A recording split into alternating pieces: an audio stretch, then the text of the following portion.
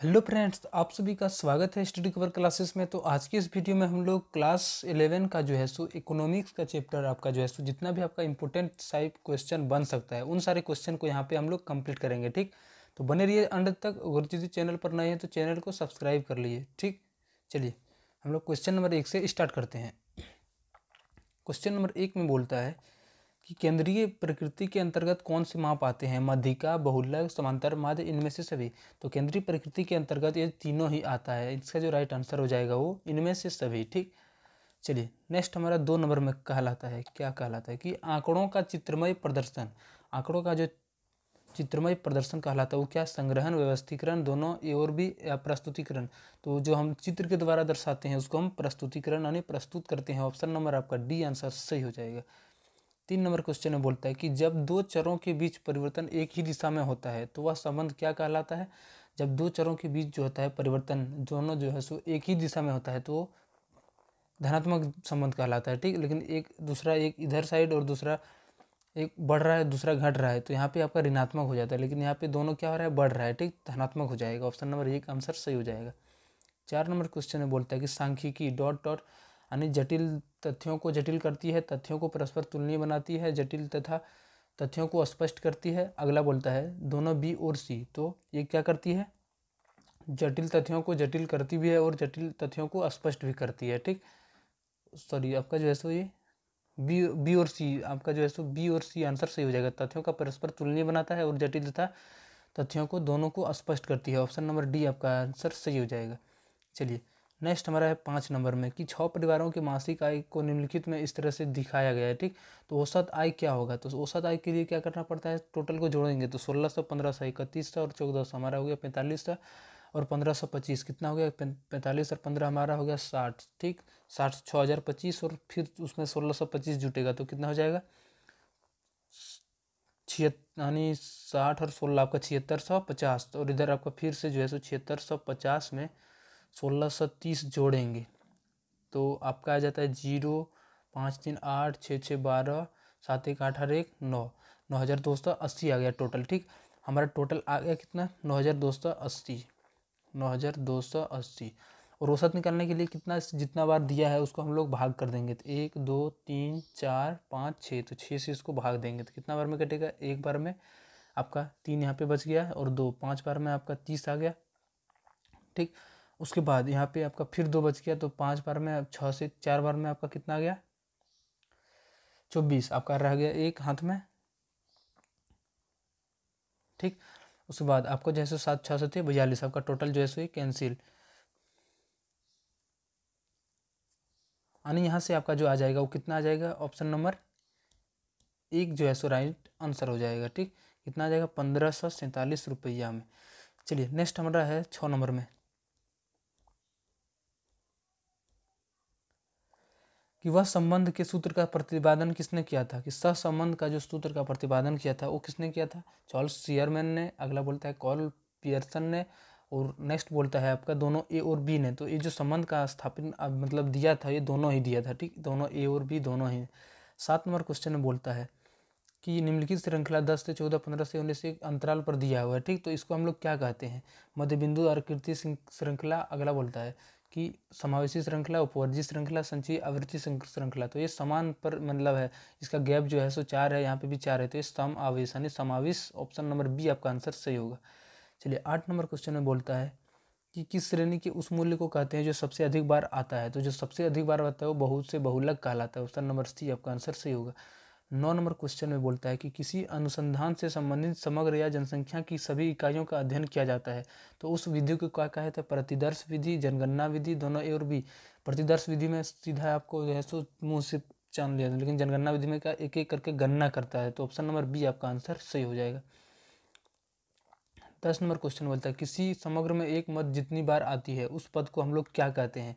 आंकड़ा, संख्या, या फिर बोलता है आवृत्ति, या फिर चर। तो जो जितना बार रिपीट होता है उसी को हम लोग आवृत्ति बोलते हैं। ठीक, तो ऑप्शन नंबर सी आपका आंसर सी हो जाएगा। 11 नंबर क्वेश्चन में बोलता है कि निम्न में कौन आर्थिक क्रिया है? तो कौन सा इसमें मतलब मुद्रा से लेन देन होने वाली एक प्रक्रिया है? तो तीनों ही आपका जो है सो एक आर्थिक क्रिया है, तो ऑप्शन नंबर डी आपका आंसर सही हो जाएगा। ठीक, चलिए हमारा नेक्स्ट हमारा 12 नंबर क्वेश्चन में है कि मध्य बिंदु ज्ञात करने के सूत्र होता है, तो क्या होता है L2 - L1 बटा 2। ऑप्शन नंबर आपका सी जो है सो आंसर सही होगा।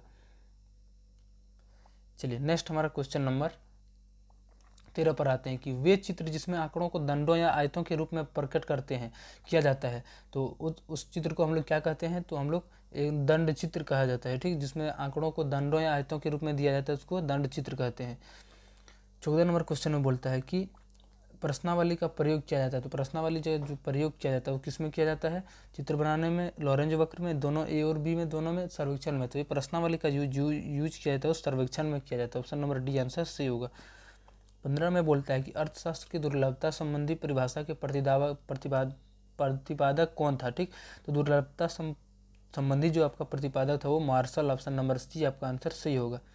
अब 16 नंबर क्वेश्चन बोलता है कि किस सारणी के मुख्य अंग है, किसी सारणी के मुख्य अंग है, क्या है, शीर्षक, शीर्ष टिप्पणी, या फिर बोलता है सारणी संख्या, अगला बोलता है इनमें से सभी। तो ये सारे ही होना बहुत ही आवश्यक है। ऑप्शन नंबर आपका डी आंसर सही होगा।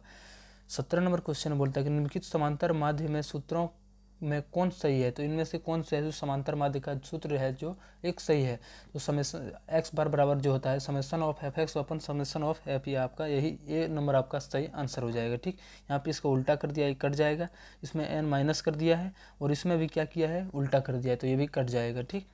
चलिए 18 नंबर क्वेश्चन पर आते हैं। तो 18 नंबर क्वेश्चन बोलता है कि इस चित्र को क्या कहते हैं, तो इस चित्र को हम लोग पाई चित्र के नाम से जानते हैं, ठीक। ऑप्शन नंबर आपका डी आंसर सही होगा। ये टोटल आपका कितना है, इसको अगर यदि हमारा गोल टाइप का है हमको पाई चित्र कहलाएगा, लेकिन आयत टाइप का रहता है जैसे इस तरह से आंकड़ा एक एक करके रहता है उस तरह से बना हुआ रहता है तो उसको हम आयत चित्र कहते हैं, ठीक। तोरण चित्र होता है इस तरह से आपका घुमा हुआ, ठीक। और मानचित्र तो आप लोग जानते हैं कि मैप को बनाया जाता है। अगला 19 नंबर क्वेश्चन में बोलता है कि सतत श्रृंखला में माध्यिका ज्ञात करने का जो सूत्र होता है वो क्या होता है, L1 + n/2 - CF × H अपन में F, ठीक। तो ऑप्शन नंबर ए आपका आंसर सही होगा। चलिए नेक्स्ट हमारा 20 नंबर क्वेश्चन में है कि निर्देशांक सूचकांक का प्रयोग होता है, तो निर्देशांक या सूचकांक का जो प्रयोग किया जाता है वो कहाँ पे किया जाता है, किस जगह पे, तो जीवन स्तर की जानकारी, विदेशी व्यापार संबंधी जानकारी, उत्पादन संबंधी जानकारी। तो निर्देशांक का जो है सो इनमें से किसी तीनों में से किसी कहीं पे जगह इसका उपयोग नहीं किया जाता है, ठीक। तो ऑप्शन नंबर डी आपका आंसर सही होगा। 21 नंबर क्वेश्चन में बोलता है कि आंकड़ों का जो है सो चित्रमय प्रदर्शन, अभी लोग पीछे हम लोग पढ़े थे क्या था वो, प्रस्तुतिकरण, चित्रमय प्रस्तुतिकरण ही होता है। ऑप्शन नंबर आपका सी आंसर सही हो जाएगा। 22 नंबर क्वेश्चन में बोलता है कि आयत चित्र किस श्रृंखला के आवृत्ति वितरणों को रेखाचित्रीय प्रस्तुतिकरण है, तो एक नंबर ऑप्शन में है व्यक्तिगत, दूसरा ऑप्शन है आपका खंडित या सतत श्रृंखला, इनमें से किस कोई नहीं, ठीक। आवृत्ति का मतलब तो बार बार रिपीट करना, तो ये सतत श्रृंखला, सतत में लगातार। ऑप्शन नंबर आपका सी आंसर सही होगा। 23 नंबर क्वेश्चन में बोलता है कि इनमें से कौन सा सूत्र प्रयोग द्वारा अंतर चतुर्थक विस्तार यानी प्रास ज्ञात करने के लिए किया जाता है, तो ए नंबर है आपका Q1 - Q3/2, बी नंबर में है आपका Q1 + Q3/2, लास्ट है आपका Q3 - Q1, तो जो इसके लिए होता है ऑप्शन नंबर सी आपका आंसर सही हो जाएगा। नेक्स्ट हमारा है कि निम्न तालिका से विस्तार ज्ञात करें, तो विस्तार ज्ञात करना होता है, तो चलिए विस्तार को यहाँ पे निकालते हैं। एक तरह से हम लोग जो है सो विस्तार निकाल सकते हैं, किस तरह से, देखिए आपका जो है सो यहाँ पे गैप देखना है, तो 1 है तो 10 है, 3 है तो 11 है, 5 है तो 12 है, 8 है तो 13, 9 से 14, यानी यहाँ से आप जब लगातार देखेंगे तो यहाँ पे यहाँ से यहाँ तक आपका 5-5 डिफरेंस पर है, ठीक। तो इनमें से छोटा हमारा कौन सा है, तो 8 वाला है, ठीक। तो यहाँ से आंसर जो हो जाएगा वो 8, इस तरह से विस्तार हम लोग निकाल सकते हैं। चलिए हमारा 25 नंबर क्वेश्चन है कि समंकों या आंकड़ों के अपकिरण की सबसे सरल माप है, तो सबसे जो सरल माप होता है वो क्या हो जाता है, विस्तार से हम लोग आराम से नाप सकते हैं। ऑप्शन नंबर ये आपका आंसर हो जाएगा। चलिए सेक्शन बी में आते हैं। 26 नंबर क्वेश्चन में बोलता है कि बैंकिंग क्षोभ अर्थव्यवस्था की ... क्षेत्र में सम्मिलित होता है, तो कौन सा क्षेत्र में आ जाता है, तृतीय क्षेत्र में यानी सेवा क्षेत्र में। ऑप्शन नंबर ये आपका आंसर हो जाएगा। 27 में बोलता है कि मानव विकास सूचक के अनुसार कौन सा देश इसके संकेतकों के में सबसे आगे है, तो कौन सा देश आपका जो है सो कौन सा देश आ जाता है, चाइना जो है सो सबसे आगे देश है। ऑप्शन नंबर सी आपका आंसर सही हो जाएगा, ठीक। 28 नंबर क्वेश्चन में बोलता है कि भारत में ग्रामीण साख प्रदान करने वाली शीर्ष संस्था है, तो ग्रामीण को जो साख प्रदान करती है, कर्ज प्रदान करती है वो नाबार्ड होता है, ठीक। ये आपका सही आंसर होगा। चलिए 29 नंबर क्वेश्चन में बोलता है कि शहरी क्षेत्रों में मुख्यतः पाई जाती है तो छुपी हुई बेरोजगारी या खुली बेरोजगारी, ये खुली बेरोजगारी पाई जाती है। ऑप्शन नंबर बी आपका आंसर सी हो जाएगा। 30 नंबर क्वेश्चन में बोलता है कि टिस्को का पूर्ण रूप होता है, तो टिस्को का जो पूर्ण रूप होता है वो क्या होता है? Tata iron and steel company. Option number आपका सी आंसर सही हो जाएगा।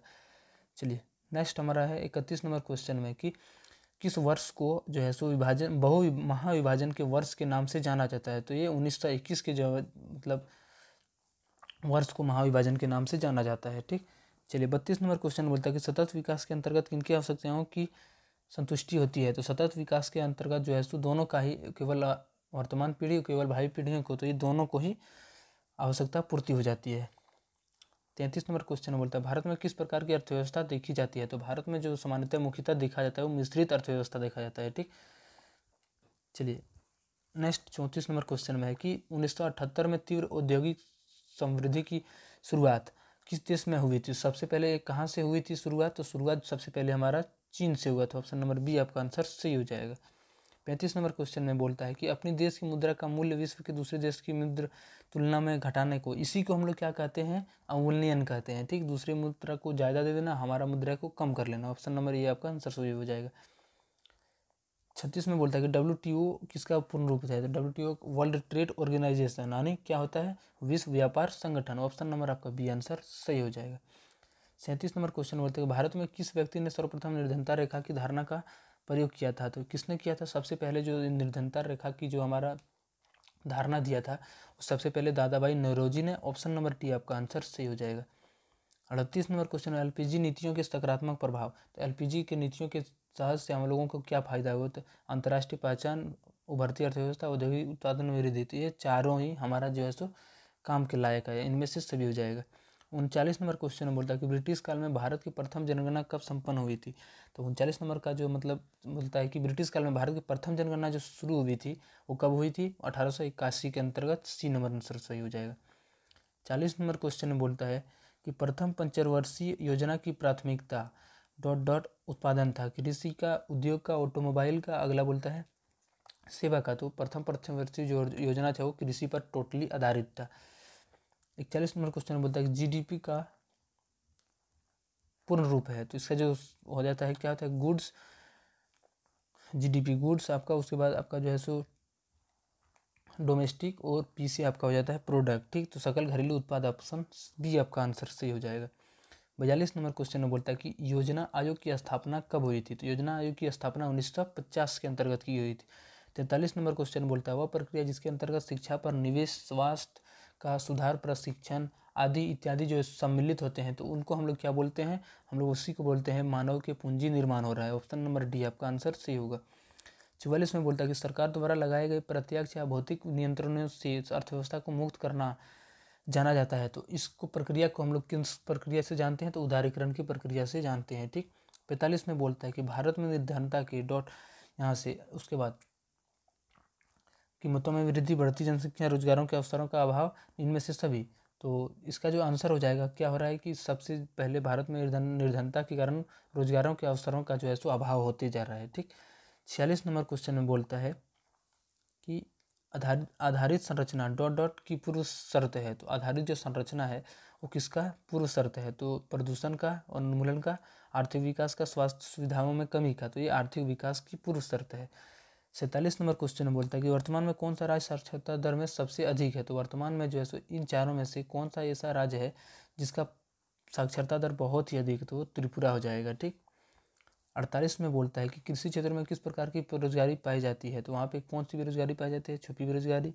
अगला संरचनात्मक बेरोजगारी, औद्योगिक बेरोजगारी। अगला बोलता है शिक्षित बेरोजगारी। ये छुपी बेरोजगारी पाई जाती है, वहाँ पे दिखाई नहीं देती है। ठीक, 49 में बोलता है कि गैर वाणिज्यिक ऊर्जा के स्रोत है। तो गैर वाणिज्यिक ऊर्जा के जो स्रोत होते हैं वो ईंधन की लकड़ी हो जाती है। ठीक, 50 में है कि पर्यावरण में हानिकारक पदार्थों की उपस्थिति को क्या कहते हैं? तो पर्यावरण में जब जो है सो हानिकारक पदार्थ उपस्थिति हो जाते हैं उसी को हम लोग क्या बोलते हैं? प्रदूषण बोलते हैं। ऑप्शन नंबर ये आपका आंसर हो जाएगा।